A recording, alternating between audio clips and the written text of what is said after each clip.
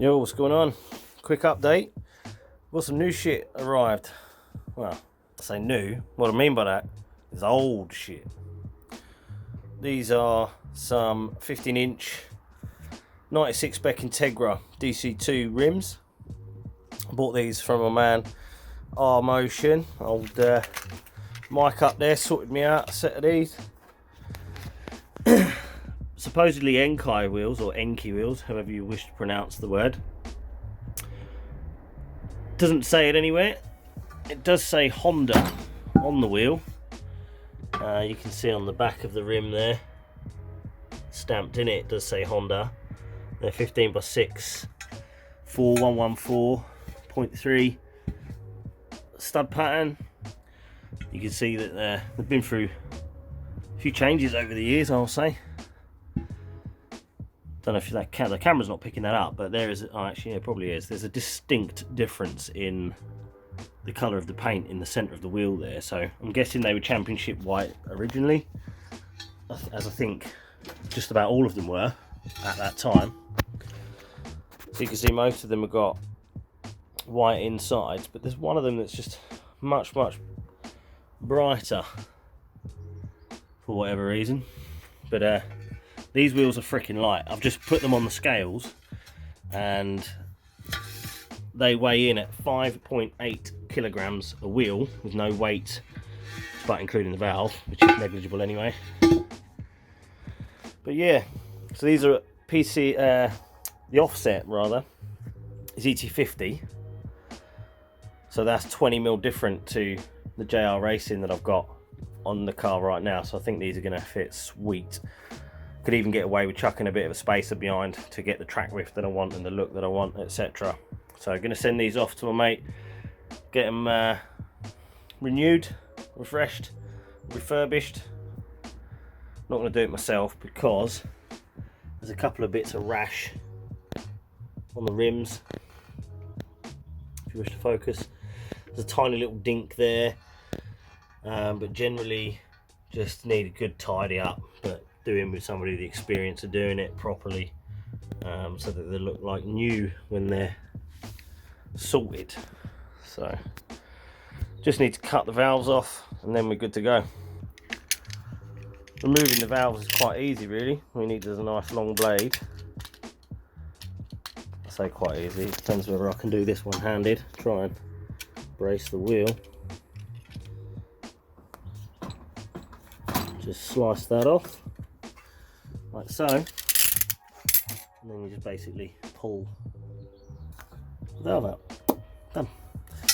So that's it. They're now all four are completely bare and they're ready to go off to be fixed up, ready for fresh paint and the NS2R tyres which I've got on my other wheels. So once these are ready, I'll take them off and get them swapped over.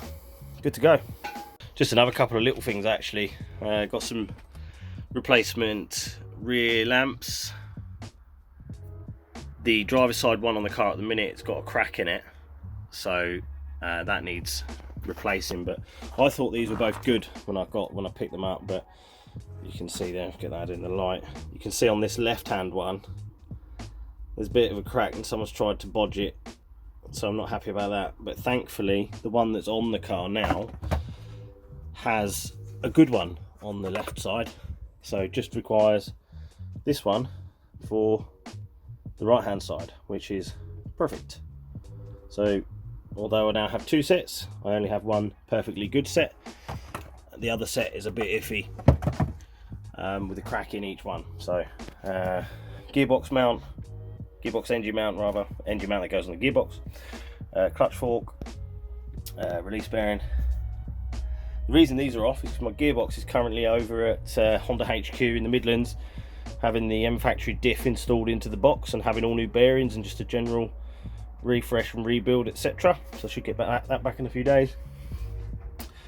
And my lovely bargain gear knob, £5. It came to me looking in a pretty sorry state. I bunged it in the old drill, got some sandpaper out and stuff, cleaned it all up, got rid of all the galling and the messed up surface finish, and then just give it a real good buff and polish. She came up pretty sweet. making progress. I reckon the M factory diff must use different bolts to the Honda ones, because they appear to have given me all of the bolts for the original diff back, suggesting they're different. Oh, there you go. That's all the bits that have been replaced in that box and that box. Well, those bits in that box. All good. Clutch fork, spent a bit of time in the rust eater, so that's all rust free now.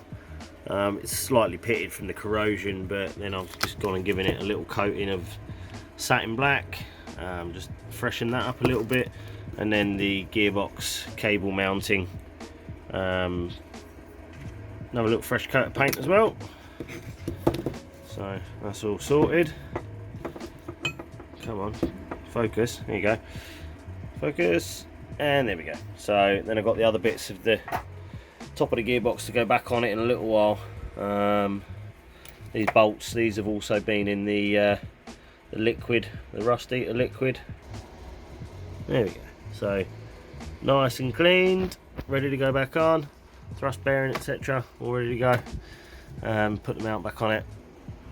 We've just got the heater on at the minute to try and bring the temperature up a bit. We're only at 14 degrees in here. I want it 15 or better, really, so that way the paint will stick. So we've got an oil radiator there, and one blowing dust everywhere. Yay!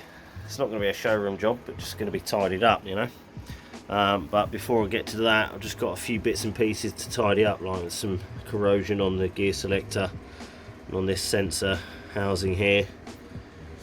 This little bracket and a few bolts here and there. Just want a bit of titivating, as we call it. This is the gear that I'm using for rust removal. I'm using the Evapo Rust, just in a pot, with a little brush to brush it on and just leave it. That's all manky now because I've done about 12-15 different bolts already. And then this Genelite stuff is like a brush on. You leave it for half an hour and then you just wipe it off and it's good to go. So that's like a quick treatment. And this one is some stuff that you can leave for overnight, and it's all eco-friendly-ish, i.e. you can just lob it in the drain when you're done, apparently, according to that on the back. So it does a good job, man. I mean, there we go. So you can see how clean and shiny that is. And then one couple that were much worse are these ones. These were the actual gearbox bolts. Yeah, those were the gearbox bolts. They were brown as, so they're nice. They're dark now. They're not bright and shiny, but you can see there's zero corrosion left on the bolt head. So that's exactly what you want.